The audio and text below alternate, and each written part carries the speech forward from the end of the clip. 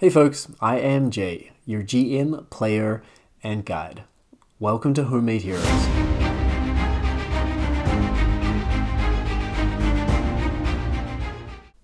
Our first video series is going to be following our three characters through a story arc of 5 adventures. Now, each adventure they're going to move up a level, so we start at the first adventure, the characters are at level 1, and then by the last adventure they are going to be level 5. So you're going to see rapid progression in terms of the characters' abilities and so forth. In the Ruins of the Grendleroot published adventure book by Shea, there are 10 such adventures. We're just choosing 5 of them which fit together in a tighter story arc. One of the cool things about the Ruins of the Grendleroot book is that you can take this and use it in pretty much any 5e campaign. You could probably use it with another kind of RPG system too, but it's definitely been written with 5e in mind, and there are connections to like the Monster Manual, for example, in the book, where the monsters are in bolded font so that you can find them more easily in the Monster Manual. So our characters go through these 5 adventures. They all occur in Blackclaw Mountain, which is the setting of Ruins of the Grendleroot. As such, they are all underground type adventures, but these could be, put into, I guess, any underground setting. They don't have to be within Blackclaw Mountain per se. Although you will have to build in the Grendleroot. This is the sentience or the entity that inhabits the mountain and is like mysterious in nature. Nobody seems to know too much about this entity, but it's been in the mountain for millennia. So you just have to kind of make that work for your campaign if you wanted to take these adventures and put them into something that you're running at the moment. I'm going to be using D&D 5e rules, which, as I mentioned, is really compatible with these published adventures. I'm going to be using Lego as miniatures, so that's really cool. I'm an adult fan of Lego, and as such have a reasonable Lego collection, so I'll be using those instead of miniatures because that's just what I've got on hand. We will be modifying some of the rules a little, particularly combat, to try and keep the momentum and keep things moving. I don't want to get bogged down in combat that takes hours and hours. So you will notice there are some things that I have adapted based on information that I've gotten from web pages and from YouTube videos. So I'm going to be using those to kind of keep things moving, keep the action going, particularly during combat. I am also going to be using the Mythic GM Emulator. So you can see my copy here. This is going to be used to answer questions that I'm not sure about in the context of the game. So, if would a character do a particular thing? Are they likely to do this or unlikely to do this?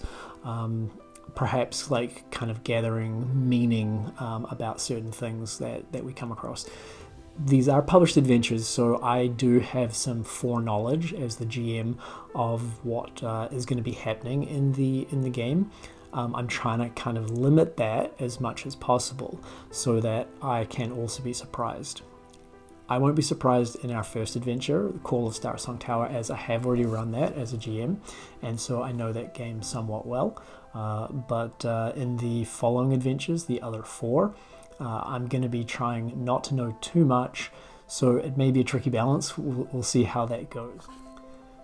This is an image of Ruins of the Grendleroot. It is available from Drive-Thru RPG, from Mike Shea's website, Sly Flourish, and is really inexpensive in PDF form. So I would highly recommend it if you're looking for some one-shots or something to grab and put into your campaign if you are a GM. Let's take a look at the main place or settlement that the adventures kind of spring from here in Blackclaw Mountain. So this is the settlement of Deep Delver's Enclave, and it is a smallish settlement, a relatively new settlement, having only been here for like 90 to 100 years. but it is a thriving, bustling, and energetic kind of place where people look after each other. I think it's also important to give a little bit of information about the setting, about Blacklaw Mountain and the sentience that lies within it. So a few things that come directly from the book. So the stone and iron of Blacklaw Mountain hold great power. Humanoids and monsters alike have explored the caverns and chambers of Blacklaw for millennia, drawn to this mysterious energy. The energy being that which comes from the sentience that lies within the mountain, we imagine. Artists, poets, writers, and sages are said to receive great inspiration while inside the mountain. Their dreams are often filled with wonderful otherworldly visions. Sometimes, however, people dwelling in the mountain can experience nightmares whose visions border on insanity. The spires of the Grendleroot erupted without warning and grew at great speed, then stopped. They haven't moved in the 2 centuries since they appeared. All the spires are slightly warm to the touch and cannot be broken or damaged by any physical or magical means known. During the appearance of the Grendleroot spires, many caverns and chambers within the mountain were destroyed or lost, while other areas have been hidden for thousands of years until they become uncovered. Finally, many folk worry that the spires will move again, destroying existing caverns, such as Deep Delver's Enclave, or collapsing the entire mountain. This has prevented the dominant humanoid races of the region from re-establishing permanent settlements in the mountain. So just a little background there. Coming back to Deep Delver's Enclave, I've labeled this image here so that you can see the main areas. We've got the Dragon Fang Tavern, which is run by Bylon Beardless. We have the Lucky Loot Tavern, Raven's Claw Inn, which is actually built into the side of a stone column, stalagmite and stalactite coming together. There's Odra's Library, and the Ever Shady Bazaar, a strange kind of marketplace where things move and seem to change as time goes on. There is the All Faiths Shrine up in the top left corner, the Drop, a pit that the water from the river drops into, the Mushroom Lake, and then Star Song Tower, the place where our first adventure will take place. So let's take a look at our characters. We've got 3 characters, and the first one is Plink. Plink is a Sverfniblin, or a deep gnome, and is a level 1 rogue. As you can see, she has a penchant for brightly colored clothing, and uses a bow and arrow as one of her weapons. Let's take a look at her character sheet. Okay.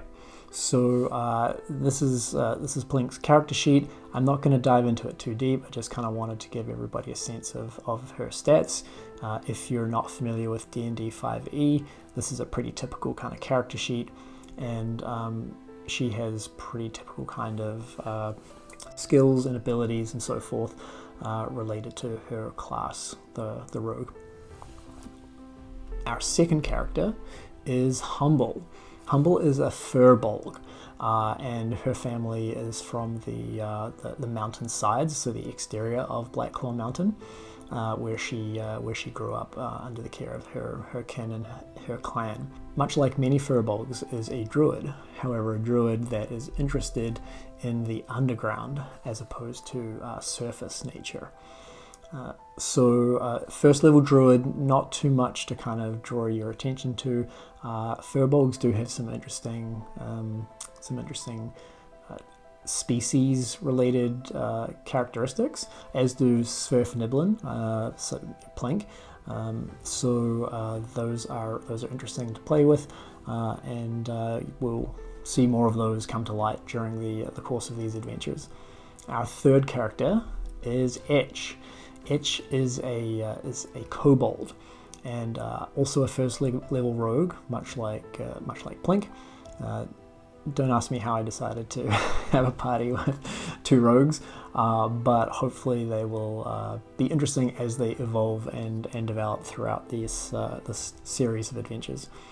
So Etch has a slightly different kind of focus as far as their character sheet, a little bit less kind of on the sort of charming and persuasive side, a little bit more on the kind of gruff and intimidating side, but has also some pretty interesting species characteristics, such as draconic cry and draconic sorcery. So you will get to see those in action very soon. So thanks folks for watching this first show, this session 0, and we are going to be getting into our first session of the game. Our Call of Starsong Tower is the name of that adventure. We'll be starting that very soon, so I suppose I need to do it. If you like this video and you want to see more, please like and subscribe. We're hoping to build the channel, of course, and it's great to interact with our audience, so please drop a comment, ask us questions, and let me know if I messed anything up. So thanks folks, we will see you again soon.